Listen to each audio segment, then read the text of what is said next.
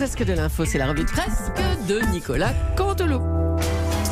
Ils sont encore dans le studio, Sonia Mabrouk et son invité. Oui, Thierry Breton, vous êtes commissaire européen. La chute des prix du pétrole est manifestement une bonne chose pour nos concitoyens. Non, je ne crois pas, Sonia Mabrouk. Effectivement, il y a un ralentissement des mouvements mondiaux. On peut dire que c'est une bonne nouvelle pour les consommateurs au prix à la pompe, mais ce n'est jamais une bonne chose, Sonia Mabrouk, que de voir des États tendre leurs relations entre eux. Alors, en tout cas, cela a un effet dévastateur sur les bourses mondiales. Non, Sonia Mabrouk, ça n'a rien à voir, c'est autre chose. C'est pour d'autres raisons macroéconomiques que les bourses tendent. Vous ne pouvez pas comprendre. Alors, faut-il, Carrément. Thierry Breton, un plan Marshall pour sauver l'Union européenne? C'est une nécessité. Non, pas du tout, Sonia Mabrouk. Il est beaucoup trop tôt pour faire une chose pareille, Sonia Mabrouk. Donc, votre idée, c'est d'agir en baissant les taux d'intérêt sur l'économie, c'est ce que vous dites? Pas du tout, Sonia Mabrouk. Il ne faut surtout pas baisser les taux d'intérêt pour nos PME. La priorité, quelle est-elle, Sonia Mabrouk? Il faut rendre les liquidités disponibles pour donner de l'air à nos PME, petites et moyennes entreprises. Alors, on l'a vu, beaucoup de fleurons industriels sont passés sous pavillon étranger. Pas du tout, Sonia Mabrouk. C'est une fausse perception. C'est le contraire qu'on est en train de voir se dessiner au sein et à l'échelle de l'Europe et de l'Union européenne. Alors, on voit qu'on est en train de relocaliser partout. Comme Donald Trump, comme Boris Johnson, l'Europe est en train de changer, Thierry Breton, à travers une relocalisation. Pas du tout, Sonia Mabrouk. La priorité, c'est le contraire. C'est d'ouvrir le jeu hors de nos frontières européennes, Sonia Mabrouk. Alors, vous avez reçu Erdogan, le président Erdogan, à Bruxelles parce que vous lui avez remis un chèque, c'est cela? Pas du tout, Sonia Mabrouk. C'est faux. Oui, bon, on a compris. C'est suite à des contrats privilégiés que nous avons convaincu le président Erdogan de venir nous voir en Europe, à Bruxelles. Eh bien, merci d'avoir répondu à nos questions, Thierry Breton. Non, pas du tout. Je ne crois pas que ce soit utile de me remercier pour une interview où j'ai plombé chacune de vos réponses. Merci, Thierry Breton. Allez, on va passer au titre de l'actualité avec vous, Pierre de Villeneuve. Oui, ici Pierre Devinot, l'aristo de l'info pour sur Europe 2.1, les infos du jour avec vous, Ombline. On va donc parler de... Non, excusez-moi. Oui, c'est Mathieu. Mathieu, voilà, excusez-moi. oui. Merci Pierrot. Merci d'avoir lancé le début de cette matinale de 6h à 8h40. Je prends, si tu le permets, le relais. Chers auditeurs, je vais être transparent. Je suis chez moi en quatorzaine, par souci d'exigence, par souci d'immersion dans la crise du coronavirus. J'ai tenu à choper, on m'a inoculé le coronavirus. Merci à Constance Benquet de m'avoir inoculé. Donc du coup, je télétravaille pour Europe 1 depuis chez moi, toujours sur le pont. Surtout pour protéger, je ne viens pas sur le studio pour protéger mon ami Laurent Cabrol. C'est vrai qu'on l'a dit et répété sur cette antenne. Passé 80 ans, le virus est dangereux. Bref, je ne laisse pas l'affaire. Non, mais écoutez, j'ai fait remonter l'audience depuis septembre. Je vais pas me faire carotter dans la dernière ligne droite. Alors, bienvenue sur Europe 1. Europe 1, l'info du jour. C'est interdiction en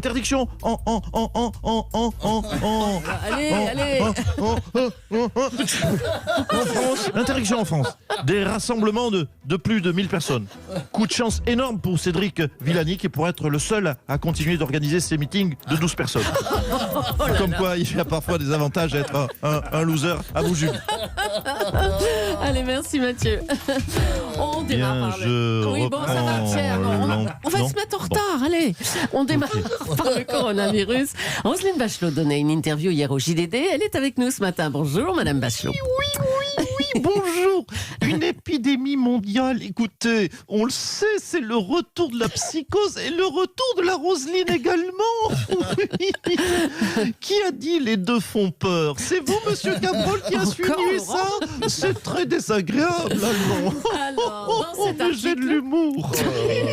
Dans cet article, vous dites les coronologues à dessous parlent de ce qu'ils ne connaissent pas. Oui, non, mais écoutez, franchement, en ce moment, on peut lire des avis de spécialistes qui vont de « c'est moins grave qu'un rhume » Il va y avoir 100 000 morts en France dans les 2 semaines. Non mais c'est incroyable. Ces gens qui parlent alors qu'ils n'y connaissent rien. Alors vous avez géré... Je confirme, ils ne connaissent rien.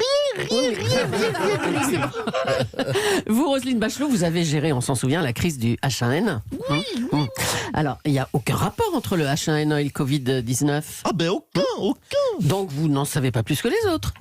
Ah ben justement, si tout le monde l'ouvre, pourquoi pas Roselyne? Oui, vous l'avez compris, j'ai chopé le blablabla virus. Ah oui, là on a remarqué. Merci beaucoup, à bientôt. Bien, donc je reprends l'antenne. Non, Pierre, plus tard. Allez, aujourd'hui c'est le grand meeting de Rachida Dati à Paris avec un invité de marque, Nicolas Sarkozy. Bonjour monsieur Sarkozy. Bonjour, merci de m'accueillir à tous et à toutes. C'est à Pierre de Villeneuve. C'est le président. J'ai envie de dire vive Rachida.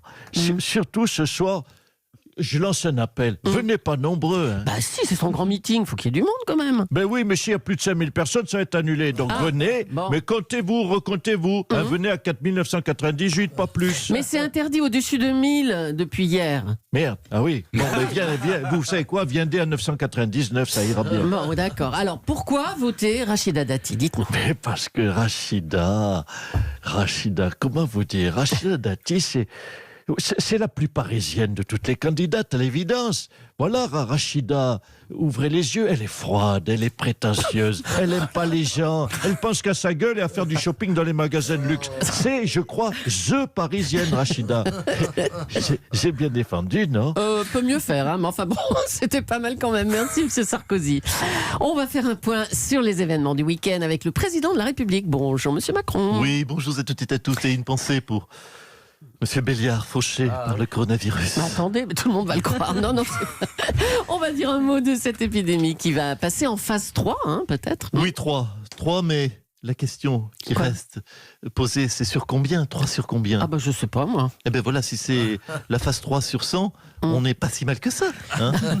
Donc arrêtons de paniquer. Vous pourrez paniquer quand on passera en phase terminale. Là, oui. Là, il n'y aura pas de nouvelles. Il n'y aura plus de nouvelles. En attendant, les travailleurs qui le peuvent, je lance cet appel. Restez chez vous. Faites du télétravail comme Mathieu Bayard qui est au lit. Mais en marche, quelque part.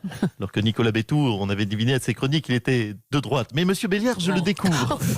Et les chômeurs, mais faites comme d'hab. Restez chez vous et faites du téléchômage. En tout cas, cette crise met l'économie en état d'urgence. Hein. Oui, décidément, si on fait le bilan, j'ai pas énormément de chance. Je peux même dire que j'ai pas de bol de façon triviale. J'ai enchaîné les gilets jaunes avec la CGT, les drapeaux rouges et maintenant les mouchoirs verts. Eh ben merci, monsieur le président. Bon courage. Je vous en prie. Emmanuel Macron a été clair sur le coronavirus. Il nous invite à moins rendre visite à nos anciens afin de ne pas leur faire prendre de risques. Bonjour Marine Le Pen. Oui, bonjour madame. Oh, il n'est pas là, mon joli métis. Eh ben non. Oh, bah, écoutez, il y a quand même monsieur de Villeneuve. Oui, pas mal non plus, dites donc. Hein. C'est vrai, moins exotique, moins cocotier, mais... plus classique. On le garde quand même, je trouve. Oui, plus piano, machin. Pour une fois, ce n'est pas coutume, je trouve excellent ce conseil de monsieur Macron de ne pas visiter nos anciens. Je vous avoue que je l'applique avec papa depuis 1996, soit 24 ans. Voyez le côté préventif du Rassemblement national depuis 24 ans. 24 ans avant le coronavirus. Alors, vous êtes en tournée dans le Sud, Marseille, La Ciotat. Vous avez mis, selon Le Monde, l'immigration au premier plan. Je vous cite, le lien entre immigration et insécurité ne fait plus aucun doute. Oui, et alors ? Ça vous étonne? Écoutez, je fais ma tournée des plages, voilà. C'est normal que je chante mes tubes. Non, mais franchement, si vous allez voir Monsieur Bruel, n'est-ce pas, et qui ne vous chante pas Place des Grands Hommes, hein, mais moi je chante, voilà. On s'était donné rendez-vous sans migrants. Tati, tata. Oui, c'est pareil, voyez-vous. Je chante mes tubes à moi. Vous avez aussi parlé, je vous cite, des centaines de milliers, voire de millions de migrants qui s'apprêtent à débarquer en Europe. Oui, bien écoutez, Monsieur Bruel reprend les tubes de Madame Barbara. comme l'aigle noir. Mais moi, je reprends les vieilles rengaines de mon papa aussi. Quand soudain, surgissant de nulle part, surgit un migrant noir. C'est les mêmes rengaines depuis 50 ans. Eh ben oui, on avait remarqué. On va vous laisser, je crois. Hein. Merci Marine Le Pen. Merci. Hier, c'était la journée internationale des femmes. On va voir ce qu'en a pensé un candidat à la mairie de Paris, Marcel Campion. Bonjour. Écoutez, oui, bonjour. Oui. Je vous vois venir avec vos gros sabots Louboutin. Vous croyez que je vais déraper, c'est ça? Vous attendez que ça, vous, les médias? Écoutez, à 5 jours du premier tour des municipales, sûrement pas. Comptez pas sur moi pour déraper. Je respecte cette fameuse journée internationale de la bonne femme.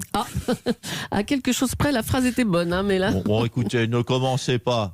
Vous n'arriverez pas à me faire dire du mal. Il n'y a pas un homme, madame, il n'y a pas un homme qui aime plus mettre les femmes en avant que moi. Oui, je viens de l'entendre à ce moment-là. Oui, bien sûr, vous venez de l'entendre. Par exemple, je suis le dernier à faire payer des hommes pour venir admirer une femme. Dans le cadre de mon travail, la femme à barbe. C'est bon, je crois que vous avez dérapé, là, ça y est. Mais puisque je vous dis que non, je dis que vive la femme, je vous dis. Par contre, hier, c'était la journée de la femme. Je peux vous dire, et là, il y a une action d'accord avec moi autour de cette table. On a été cool. Mais aujourd'hui, c'est la journée de la vaisselle. Attention, ça change. Alors, elles ont intérêt à filer ficelle à la cuisine. Voilà, Marcel Campion dans ses œuvres.